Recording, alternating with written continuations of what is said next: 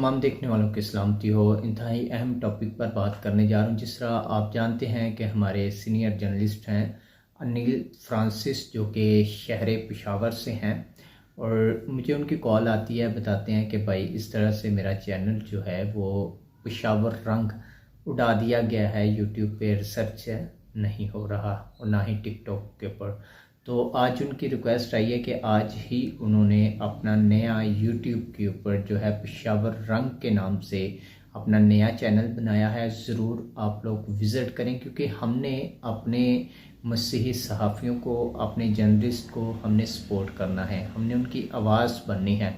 तो ज़रूर सबसे दरख्वास्त की जाती है, ये हमारा मसीही भाई जो है ये हर दुख की घड़ी में मसीहियों के साथ खड़ा होता है और मसीहियों की आवाज़ बनता है। तो हमें भी चाहिए कि अगर आज उनका चैनल उड़ा दिया गया, उसके पीछे क्या रीज़न हो सकती है, आप मुझसे बेहतर जानते हैं।